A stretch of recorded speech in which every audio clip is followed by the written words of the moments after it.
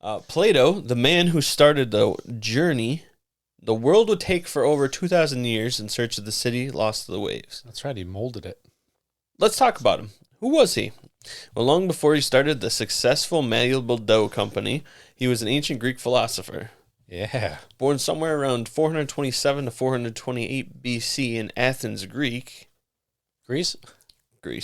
He was Greek, though. The Greek philosopher Plato nestled himself in between the great minds of Socrates and Aristotle, the former his teacher and the later his student. Yeah, and he made fries. And then you fake taste them. And then Plato's salty. Everybody ate the Plato fries. I never did. I'm sorry. Everybody tried it. It's salty. Plato's salty. All right. He needs more pineapples. Everybody used to talk about eating like the Elmer's glue in elementary school. I Really? never did that shit. You got a weird generation. I never ate Elmer's glue or anything. Look, my generation is weird, I'll tell you. That's true. Cancel. Plato fine-tuned his teachers' wisdom of ethical matters and produced many works of literature that are highly regarded today to spread his philosophy on life through the ages. Like Dr. Seuss. He wrote Dr. Seuss. Exactly. He wrote the man. he wrote them into existence, and then we got some glorious... It's actually not that great. One fish, two fish, red fish, blue fish. Are you my mother? No, I'm not. I'm your uncle. That's another one. Anyway, the philosophies that Plato taught are thought-provoking and highly in-depth. They make you go, Things that make you go, am I living my best life? He taught of the relationship humans needed to have with entities called forms. These forms included justice, beauty, and equality, among others. Forms suck. Yeah. Go to the doctor's appointment. Hey, fill out these 20 forms. Nah, I'm good. No, they can't see you. All right, I'll fill out the forms. I'll do paperwork. But this is not a Plato episode today, so we will only be looking at a select few of his works and save the more philosophical life-guiding principles for another time. Yeah. That's it. Yeah. The ones where he mentions an incredible... I want to take that word out. Okay. Incredible. That's the word you use when something's incredible. Yeah. The ones where he mentions an incredible island civilization lost in the sea. Yeah, I'll take two of those, please. Hawaii. No, Fiji. Oh, okay. Well, and Bermuda. Could be. Could it be? We'll come back to that maybe later. Maybe later. Plato mentions Atlantis in a couple dialogues he wrote called Timaeus and Critias. Okay. All right. Now, for those of you like myself wondering just what the fuck a dialogue is, that's what you're doing right now. That's what I thought. Really? Sort of. A dialogue is described as follows. A Socratic dialogue is a conversation between two or more people in which participants are forced to think critically yet independently about the dialectical and epistemological nature of a subject matter. The Socratic dialogue was utilized by the Athenian philosopher Plato to advance arguments involving logic and reason in stories. Well, I think that's kind of what we do. So we're having a nice dialogue. But if it was scripted, yeah, and it was meant to push a point or an argument or exposition, dialogues that Plato wrote were a work of fiction. Fiction meaning that no conversation actually took place, but more accurately that through the use of these characters we were able to drive a narrative. Gotcha. So our dialogue happens at the end of the episode. End of the episode, yes. Yes, end of the episode. Got it. Plato's narrative being a lesson for his lectures. A lesson or his lectures.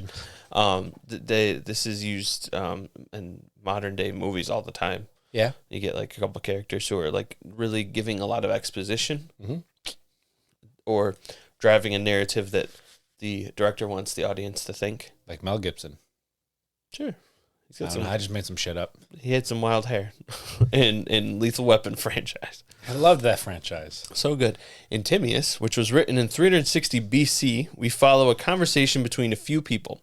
Critias, Socrates, Timaeus, and Hermocrates. It's actually Socrates. You are Socrates stupid. It's from a movie. I think it's Bill and Ted's Excellent Adventure. Yeah. Socrates. Socrates. Great movie. In Timaeus, he these people He was named Tiny Tim when he was younger. Tiny Tim. He had a bum leg. Yeah, Socrates used to be an asshole to him, and then 3 ghosts apparently visited him, and now he's not. Tiny Tim had a bum leg. Yeah, he did. Okay. Old lame leg. Lame son he of a couldn't bitch. go steal things for the people that Oliver Twist. Thank you. Stole for. I didn't think you were talking about the cat. I started it and I couldn't remember where it was going. It's all right. Anyway, I gave you a finger. great. As Grandma says, I can't do that with that one. Read between the lines. Oh, or 5.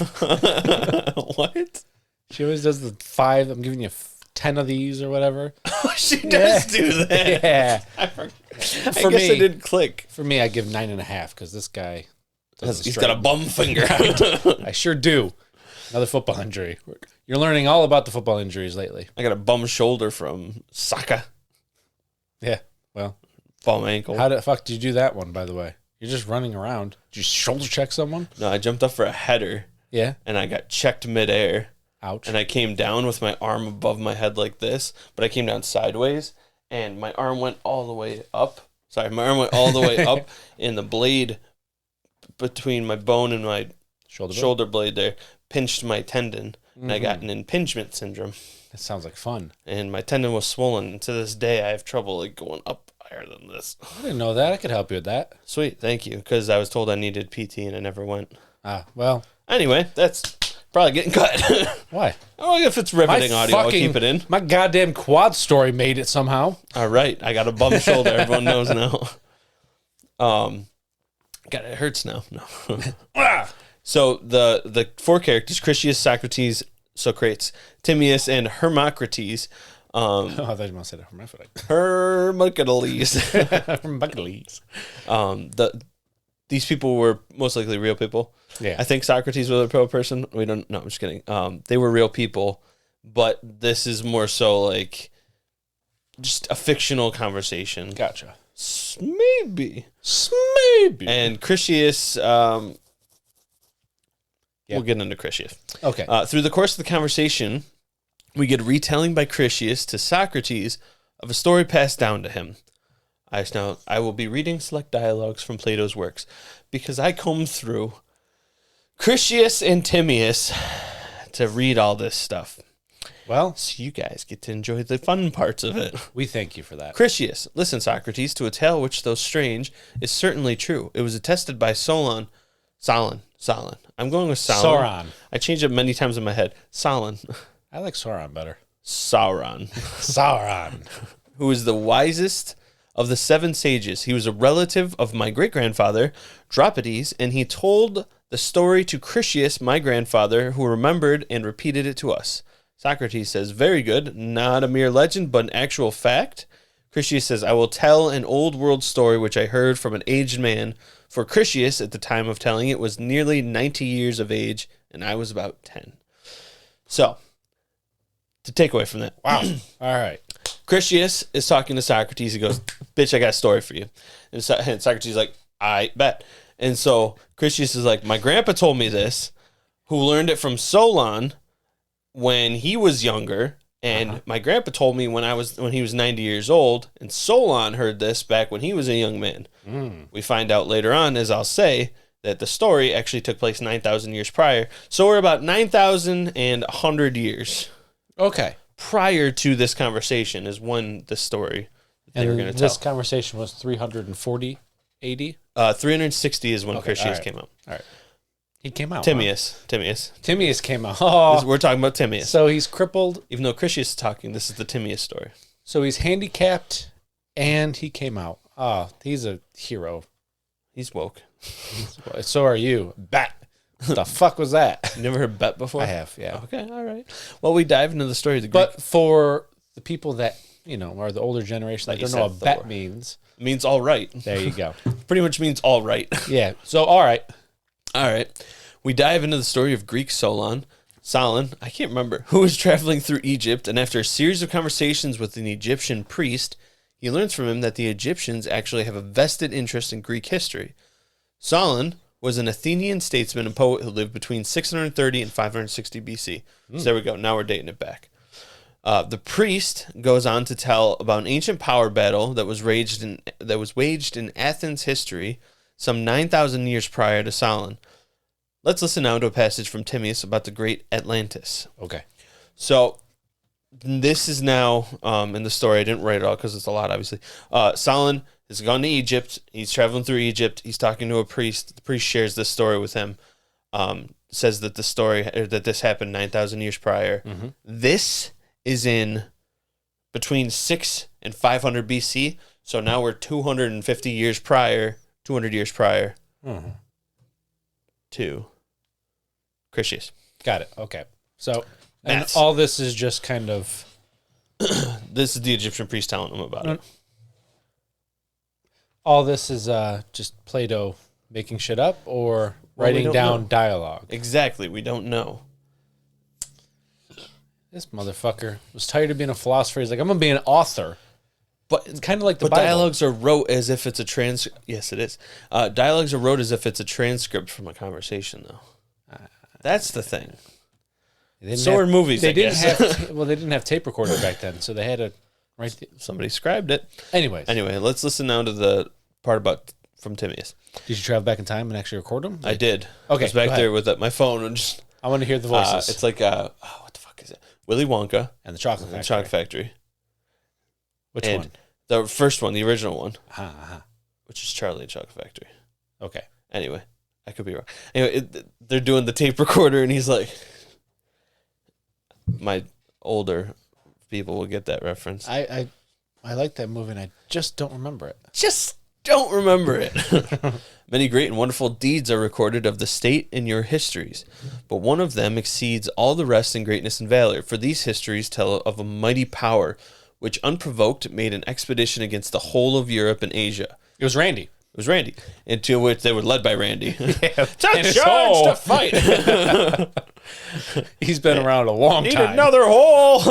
You said hole. He was there. Into which, against the whole of Europe and Asia, into which your city put to an end. This power came forth out of the Atlantic Ocean, for in those days the Atlantic was navigable, and there was an island situated in front of the straits, which are by you called the Pillars of Heracles. The island was larger than Libya and Asia put together, and was the way to other islands. And from these you might pass to the whole of the opposite continent which surrounded the true ocean. For this sea, which is within the Straits of Heracles, is only a harbor, having a narrow entrance, but that other is a real sea, and the surrounding land may be most truly called a boundless continent. So at this point he's telling them about this island, this enormous island continent in the Atlantic Ocean just past the Straits of Gibraltar, which the Straits of Heracles is what they called it back then. Gotcha.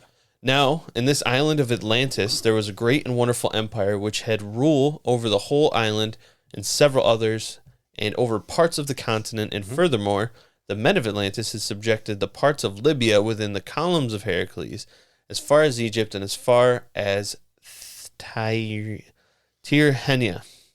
Kang Dynasty. Yeah. Kang was good. Too bad they spoiler, then they spoiler. But he better spoiler. When he spoilered or spoiler. This is all translated from ancient Greek, so I apologize for a lot of the translation, people. It's all right. The vast power gathered into one endeavored to subdue at a blow our country and yours in the whole of the region within the straits. Yeah. Atlantis was gathering an army to attack that way. Got it. And then Solon, your country shone forth, in the excellence of her virtue and strength among all mankind. She was preeminent in courage and military skill, and was the leader of the Hellenes. There's a lot of Hellenes, huh? All of the army of Hellenes. It's the Karens of today. No. They're just a bunch of bitches. I would like to speak to your manager. I like to speak to your manager. Fuck out of here. I like to speak to your manager. And when the rest fell off from her being compelled to stand alone, and having undergone the very extremity of danger, she defeated and triumphed over the invaders, and persevered from slavery those who were not yet subjugated. And by persevered, I meant preserved from slavery those who were not yet subjugated, and generously liberated all the rest of us who dwell within the pillars.